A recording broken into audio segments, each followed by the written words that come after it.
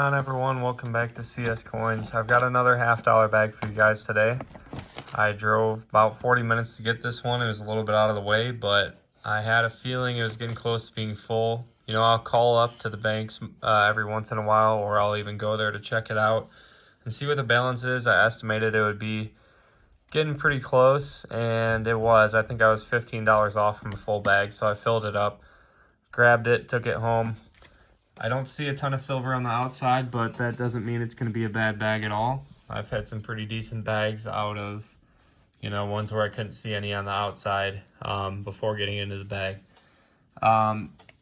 So I don't know what to expect, really. There could be a bit of silver. There could be proofs. You really never know what's going to be in these $half bags. But let's dive into it. If this is a good bag, it'll be on its own video. If it's kind of a weak bag, I might pair it with another $half bag that I'm able to pick up, and we'll make a video out of that. So let's get into it. Hopefully there's some silver to be found. So I have my first find here pretty soon into the bag. It's going to be a 2011 D NIFC. This $half was not made for circulation. It was made for a mint roll for collectors, or possibly even a mint set. Any $half minted after 2001, so 2002 onward, other than 2021, 2022, I'm not sure about yet, is considered an NIFC. It's worth about double face value, so we will hold on to that one. Check that out, guys. A little further in the bag, we've got an old silver rim. I haven't found a old silver $half in a long time. I think I had a 1917 Walker, maybe around September, August, somewhere in there. And I haven't found a Ben Franklin half in over a year, so let's see what this is. Hopefully it's something good. It definitely looks old. All right, let's check it out. Oh, let's go, guys. It's a Franklin 1953, Denver minted. That's an awesome coin. Like I said, I haven't found one of these in over a year. I've only found, I believe, 4 or 5 of them coin roll hunting in almost 2 years of doing it. That's an amazing find right there. This is turning out to be a pretty crazy bag, guys. This is a very beat up proof, but I already checked the rim. It is going to be clad, unfortunately, but it is a bicentennial proof. I've found normal bicentennial proofs. I've found silver bicentennials, and I found silver bicentennial proofs. I found it all. This one is pretty jacked up, but it's still a cool find. I haven't found a proof in a while. Little NIFC update here. We've got 2 more. We've got a 2004 Denver. Add that to the keepers over here. And we have also got a 2010 D. So that puts us at 4 NIFCs. And we've also got a little find here I wanted to check out. Looks like this is going to be a baseball token. I find a ton of these in $half bags. No cash value. Just has a baseball player on the one side. So that's kind of cool. We've got a token, 4 NIFCs, and that awesome Ben Franklin half. Let's keep at it. Looks like I got silver number 2 here. I'm just pulling handfuls out of the bag. There's also an NIFC right here, 2006P. It's got the ring of death, so I won't keep it. But it's pulling some handfuls out, and I came across this. It looks to be a 40% silver $half. Let's take a look and see what we got. There's the reverse and the obverse. It's going to be a 1966. Awesome. Silver number 2. It's a little dirty from being on the bottom of the bag. All the residue, all the nasty stuff from all the coins falls off and goes to the bottom. But I will take the second silver. I hope I can find another 90, but I'm happy with 40s all day long. Got a neat little find here. This one's going to be a counter stamp, actually. You can see the letter M up here, so somebody stamped that onto the coin after it was minted. This is a little novelty piece or something. Let's see if there's anything on the reverse. I haven't checked it yet. It's just going to have a normal reverse, but somebody wanted to stamp an M on the obverse. I don't know whether that is somebody's first initial or what that is, but that's kind of cool. I will hold on to it. Got a couple finds here I wanted to check out. Looks like we've got a couple dollar coins. This one's going to be a John Quincy Adams. You want to check for no lettering on the rim. If it doesn't have lettering, these are pretty valuable. It's going to be a 2000 AD though. It's 50 cents profit. And let's check this one out. It's the Sacagawea 2000D. If it had that P mint mark, you would want to look for the Cheerios dollar, so you'd want to look for more detailed tail feathers back there. This one is a D though, so we can't check for it, but I'll take another 50 cents profit. It's a $1 profit between those two right there. Hopefully there's some more goodies at the bottom of the bag here. I think we've got silver number 3 here. This definitely has a silver look. And it looks to be a 40% silver coin. Let's see what we got. 1968D. It's pretty awesome. It's in pretty good shape too.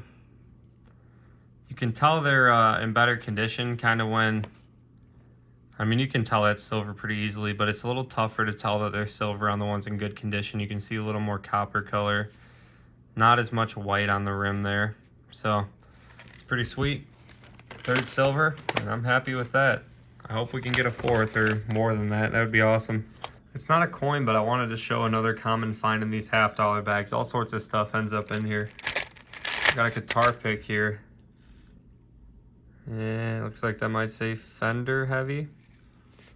Find a lot of these in the $50 bags. It's kind of funny. Just a miscellaneous thing that likes to show up. I guess we'll throw that over there. I'm probably not going to keep it. I don't play guitar. But let's get back to it. I've got another NIFC here. It's going to be a 2006 P. And I also wanted to show you guys one of the nastiest finds I've ever had in a $50 bag. Look at that.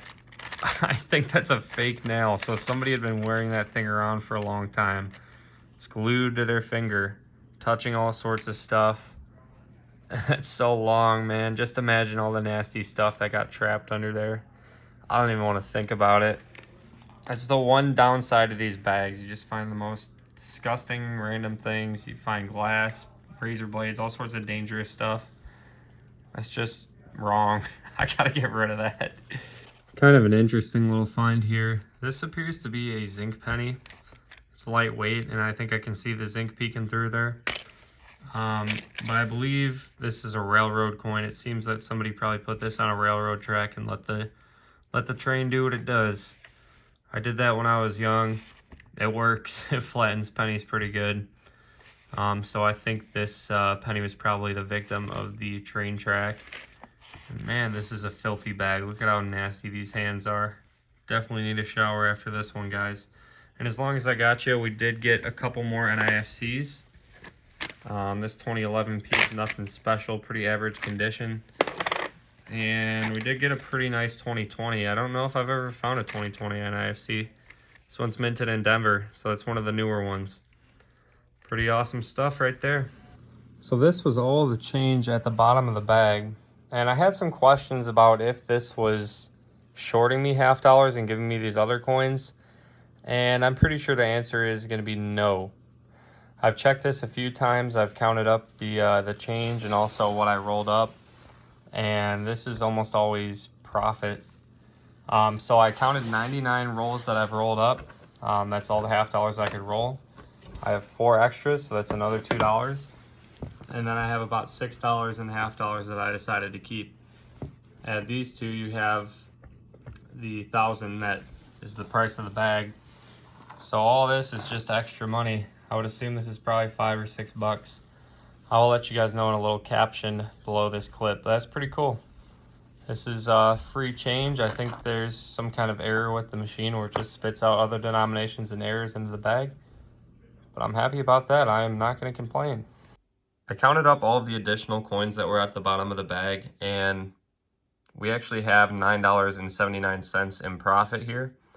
Not all of it's going to be spendable. A lot of these are really chewed up. We've got this quarter that has definitely seen better days. I don't think you could really spend that. But that is a pretty good amount of profit. And also, when I was checking them out, let me zoom in here. We actually are going to have a wheat penny that was at the bottom of the bag. This one is pretty chewed up as well. You can't see the date at all. But I'm assuming it's 40s or 50s. It has that look to it. So that's pretty cool. Even got a wheat penny. You never know what you're going to find in all of those spare coins at the bottom. I'm still waiting for, you know, a West Point or a silver quarter, a silver dime or whatever to pop up in a $50 bag. I'm sure it'll happen eventually. I found gold. I found some crazy foreigns, wheat pennies. You never know what'll show up. So that's pretty cool. Let's get on to the wrap up for the $half hunt. Although the finds in general and the silver finds were not very plentiful in this $half bag, I was still really happy with how we did. We got a nice variety here, and we got some nice silvers, especially this one here. So let's dig into it here. We got a pretty nice 68D right here, 40% silver $half. We've got a 1966 Philadelphia, another 40%er. And we got a Ben Franklin 90%er. That is my favorite 90% silver coin that I've found so far in 2023. I did get some nice 1964s, but I think this is my oldest silver for the year right now.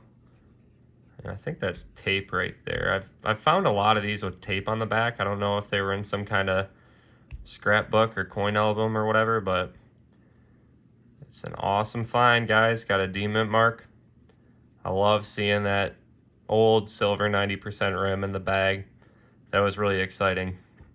So very happy with that. I'll be very glad to put that in my silver jar for the year. We've got a baseball token. I find these in almost every bag that I hunt. No cash value.